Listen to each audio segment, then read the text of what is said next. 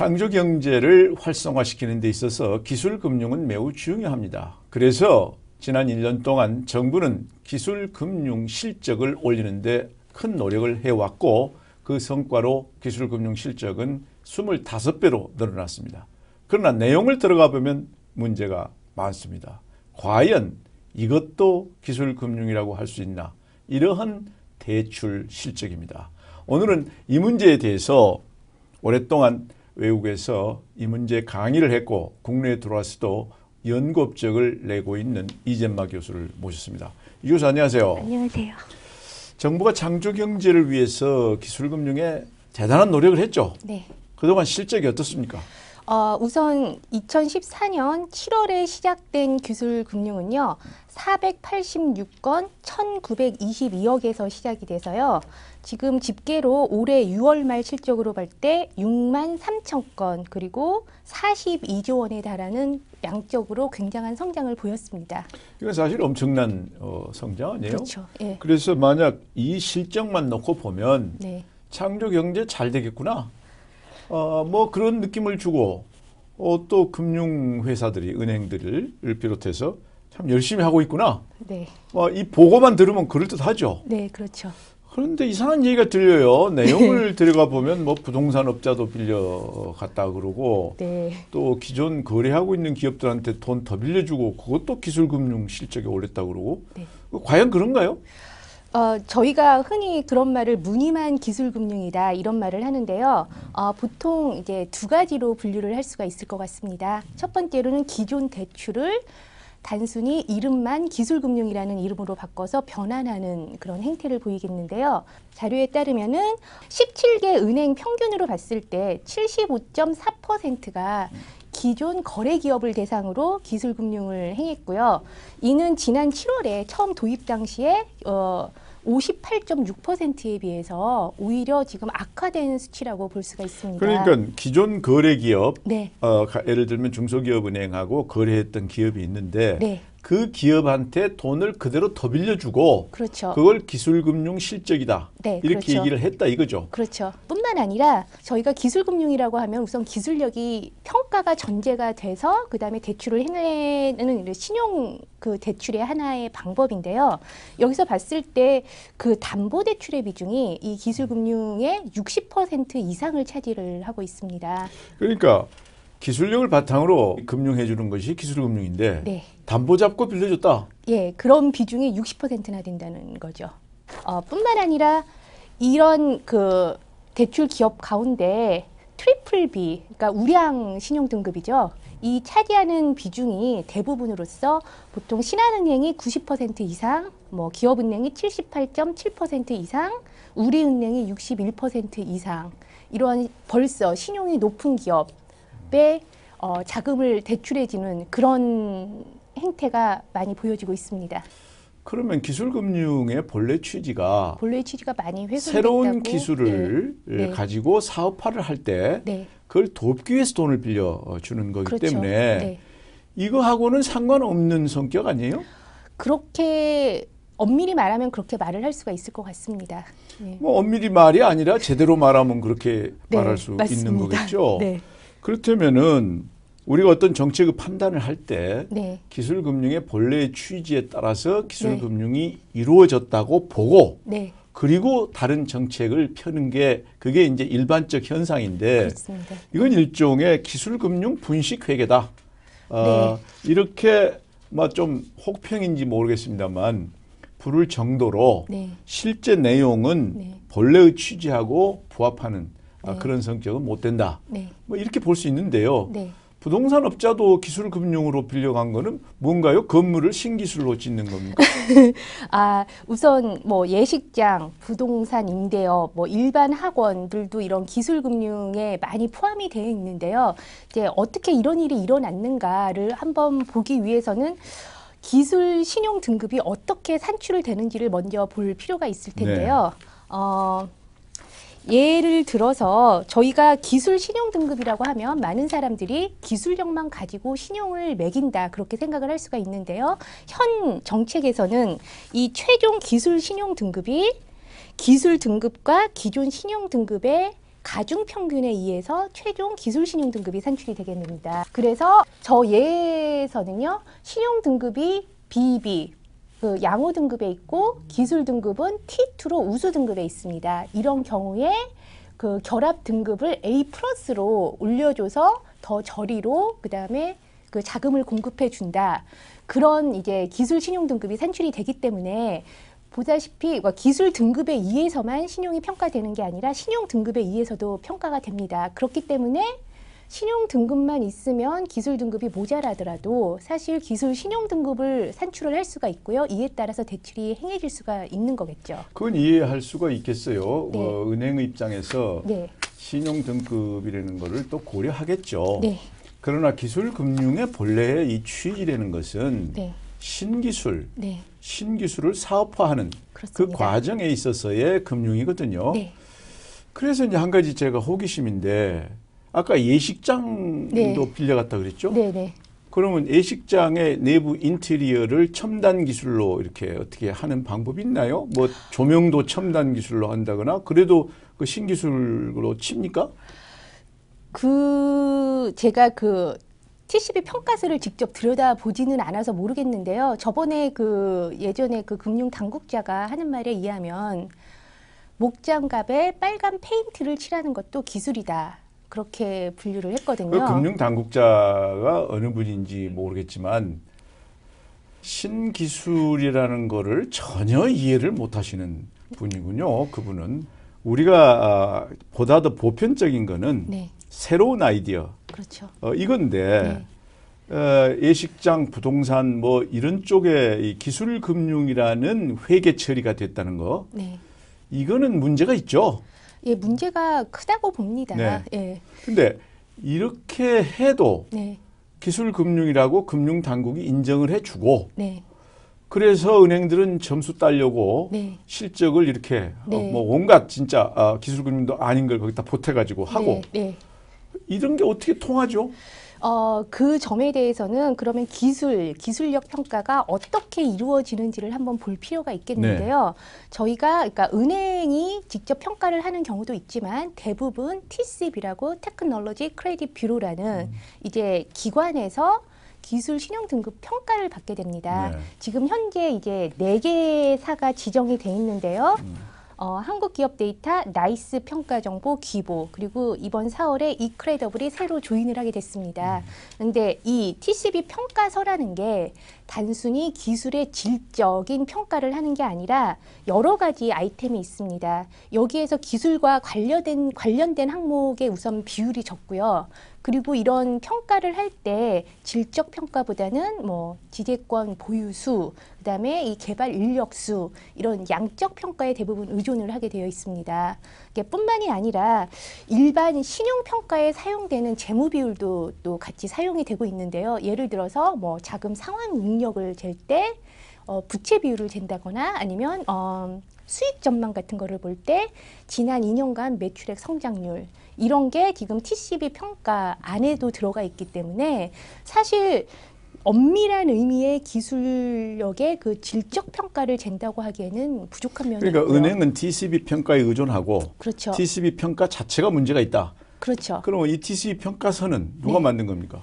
TCB 평가서는 아까 말씀드렸듯이 이제 한국기업데이터 나이스 평가 그 4개 회사. 네. 그 4개 회사가 각자 따로따로 기준을 갖고 있나요? 비슷한 기준을 그 갖고 항목은 같은데요. 이게 체크 포인트가 이 평가자에 따라서 어느 정도 이제 차이가 날 수가 있겠죠. 근데 누가 봐도 네. 이것은 신기술 금융을 위한 평가서로 보기가 어려운 어려운 그런 점이 건데 있습니다. 예. 이게 왜 금융당국, 즉 기술금융 정책을 시행하고 있는 네. 금융당국에 의해서 네. 그대로 받아들여지나요? 그 이유는 저도 그 점을 굉장히 많이 생각을 해봤는데요. 우선 기술 금융이라는 걸 시도를 할 때 있어서 인프라 확립이 굉장히 중요하고 지금까지 특허 관련, 기술 관련, 뭐 시장 관련 정보를 다방면으로 수집하는 게 필요한데 지금 그런 인프라 자체가 굉장히 부족합니다. 지금 은행연합회 산하에 TDB라고 테크놀로지 데이터베이스라고 존재를 하고 있는데 근데 거의 검색 엔진 수준에 불과를 하고요. 이 은행들이라든가 전문가들이 평가를 함에 있어서 관련 인프라가 너무 적기 때문에 사실 기술력을 평가를 하기 위해선 기술 가치 평가가 우선 선행이 돼야 되니까 이 TCB 평가서는 기술력 등급 평가입니다. 그러니까 뭐 양호, 보통, 뭐 취약 이런 식으로 등급을 매겨가지고 나중에 최종 그 합계 점수를 합산을 하는 거거든요. 그러니까 기술 금융을 제대로 하려면 네. 기술 가치 평가를 할 수 있는 네. 인프라가 이게 갖추어져 있어야 되는데 네, 그렇습니다. 그게 갖추어져 있지 않는 상태에서 그렇죠. 정부가 창조 경제를 추진하면서 네. 기술 금융을 많이 해줘라 그렇죠. 이렇게 되니까 네. 거기에 맞춰서 기술 네. 금융을 하기 위해서 예, 우선 약식으로 적절한 예. 약식의 네.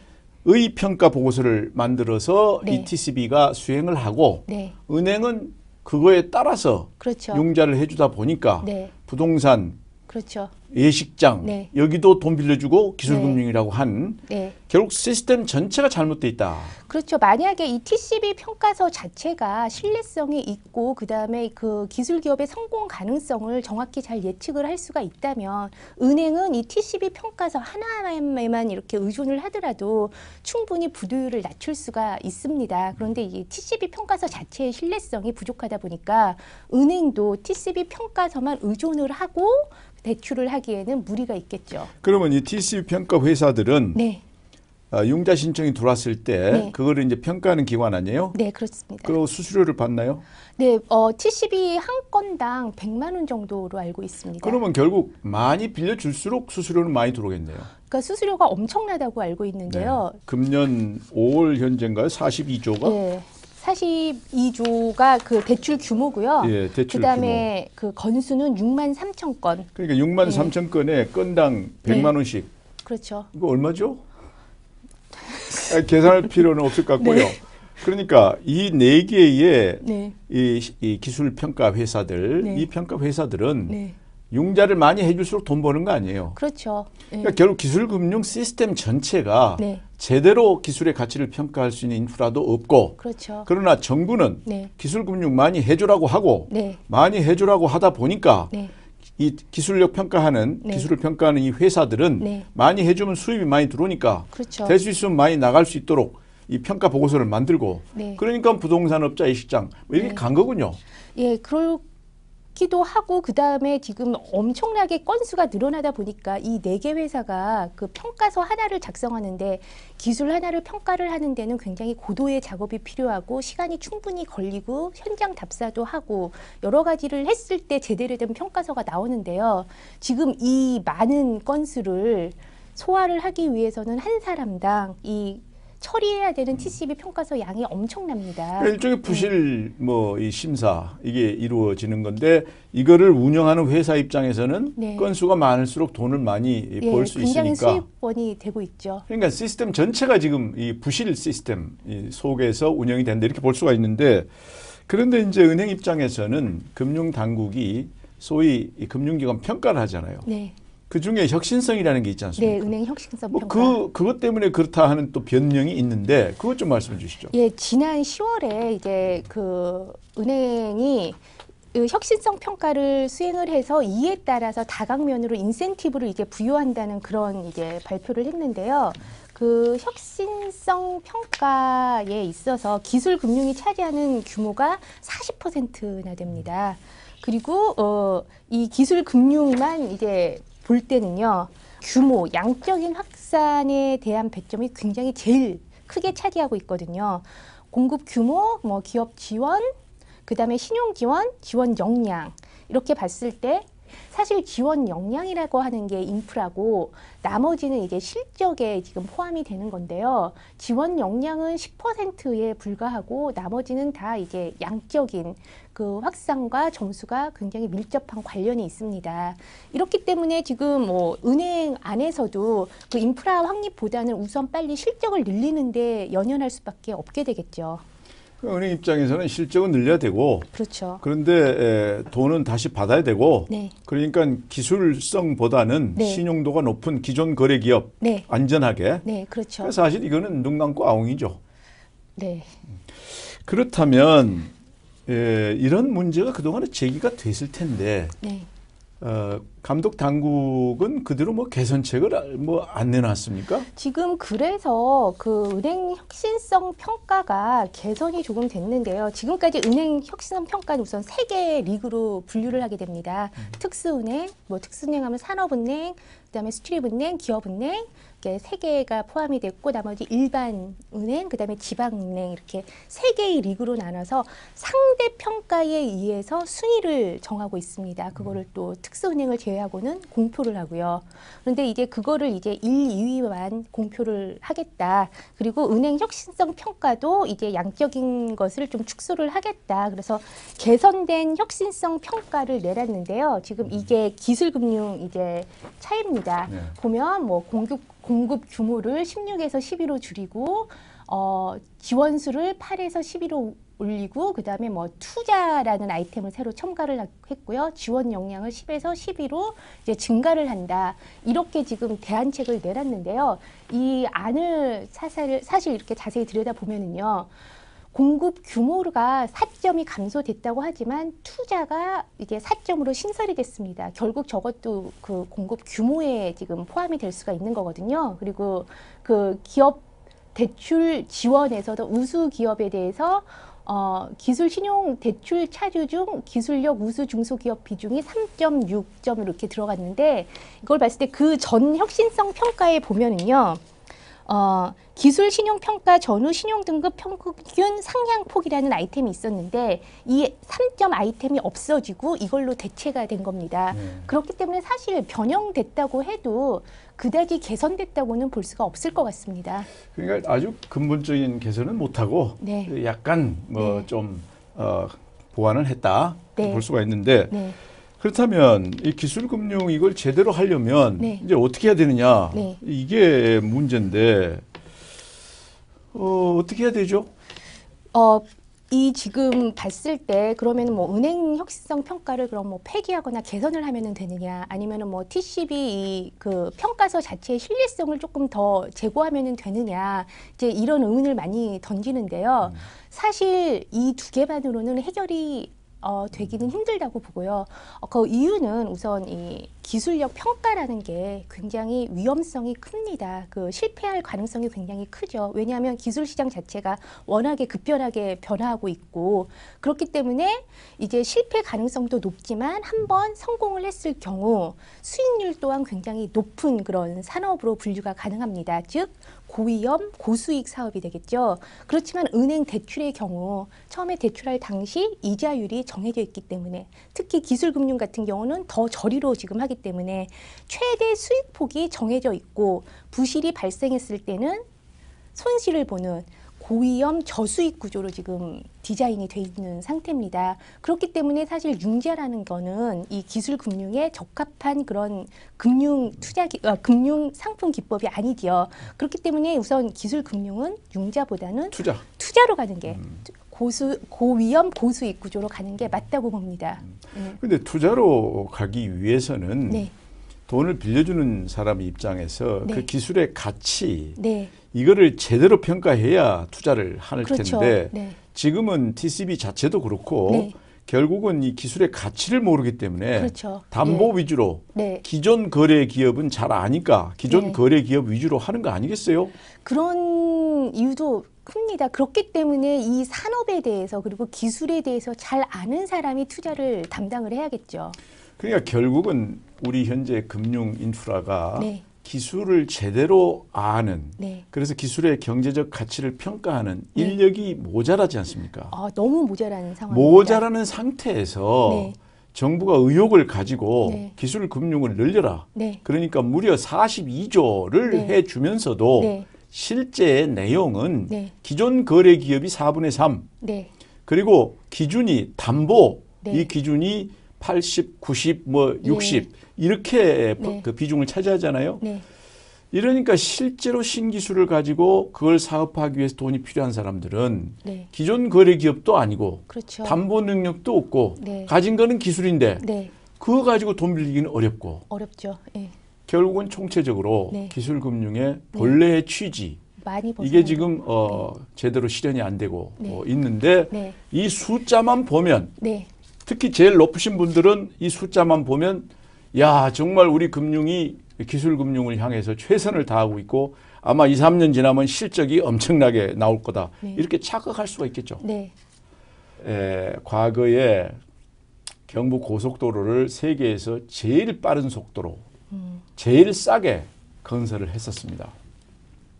그 결과 경부 고속도로의 보수 비용이 건설 비용보다 몇 배가 더 들어갔습니다. 기술금융 마찬가지입니다.